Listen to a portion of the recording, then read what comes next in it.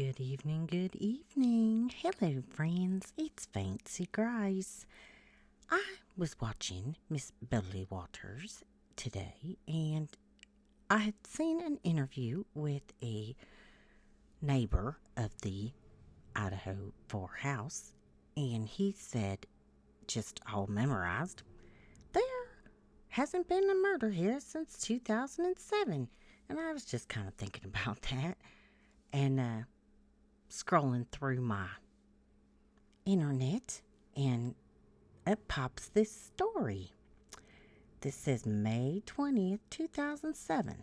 And I just thought it was a surprise because I just never heard this. I just didn't know if you knew the details either.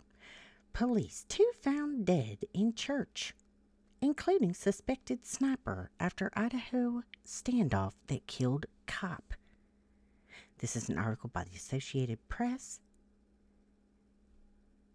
Printed, it looks like this is being featured on Fox News Channel, so I can't read the entire thing or they will put penalties on me. But basically, let's see here. Moscow, Idaho, sniper sprayed dozens of bullets on a courthouse, killing a police officer and wounding a sheriff's deputy and a civilian.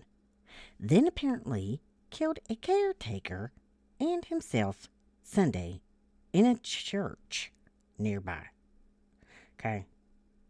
That's not just a little, we had an 11 in 2007. That's a major event. Investigators believe the shooter deliberately fired into an emergency dispatch center in the Layton County Courthouse late Saturday to lure people into the line of fire. The officer was unalived as he rushed to the courthouse, and the deputy helped pull the officer out of the way before being shot, said David Duke, Moscow's assistant police chief. Hoping that's a coincidence, maybe, and it's not the famous David Duke that was leader of the Grand Wizard of the KKK. I don't believe it is. I'm not trying to disparage this man. I'm just saying that's... Anyway, it says shortly after 6 a.m., some SWAT guys entered into the First Presbyterian Church and found bodies of the shooter, another man, an assault rifle, some ammunition, some shells on the ground. Well, that's normal. Okay. And then it didn't allow me to look at the photos.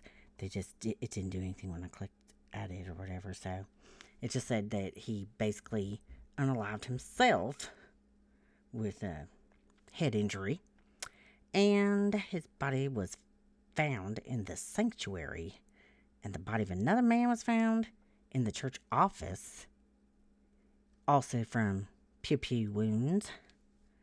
Authorities did not release either man's name. But the church's pastor, Reverend Norman Fowler, identified the victim inside the church's Paul Bauer, a sexton believed to be in his 60s who lived at the church. I do not know what a sexton is.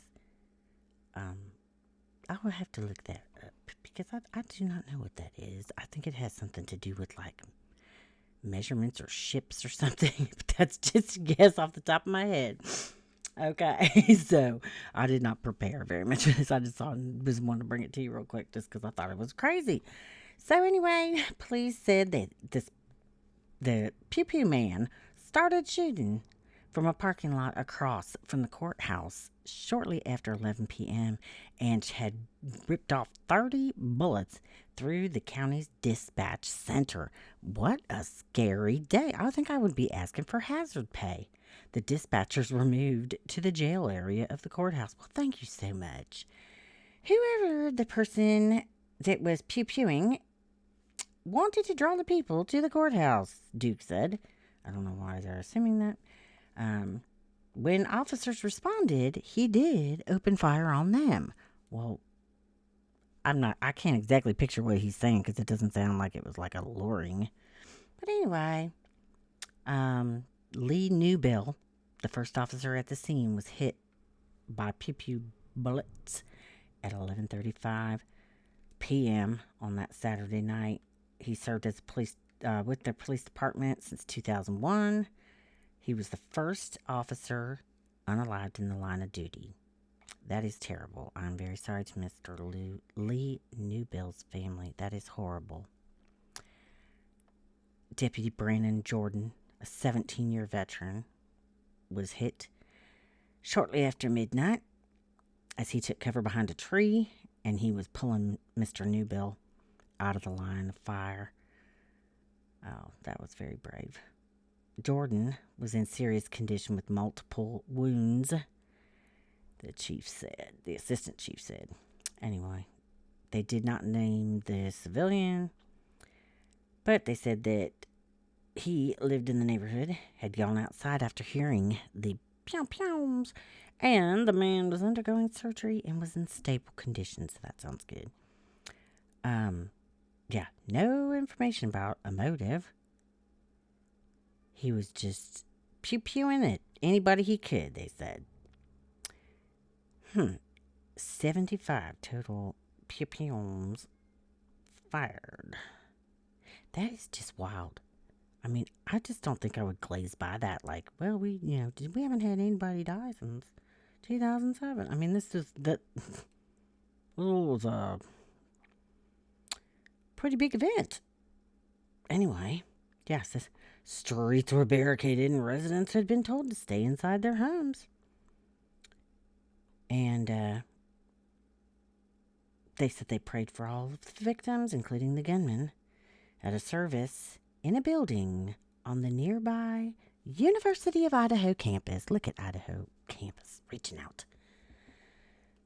So helpful. They said Bauer was a constant grandfatherly presence at the church, and he was always smiling. Oh, bless his heart. Moscow, a community of about 20,000 people, 80 miles south of Spokane, Washington. Spokane is quite interesting as well. Hello, Olive. Do you hear my cat? She's talking. Hello, Olive. Hello. Sorry. Hello. I love my cat. Hi, baby. Okay, anyway. If I clicked on this, it didn't do anything. So I just thought that was crazy to just kind of glaze by that. Not that it has anything to do with anything. Just that was the last time they had an incident. That's a pretty big incident. All right. Y'all take care. And happy Veterans Day to all that serve our country. Thank you for your service. You are appreciated. I apologize for the cat, but she's offering her love as well. She's a big talker. I think she's part Siamese. Love y'all. Take care. And please, like and subscribe the video so that maybe somebody else might get a chance to hear this story because you have allowed it to be passed on by the computer that is called the YouTube algorithm. Thank you. Check you later.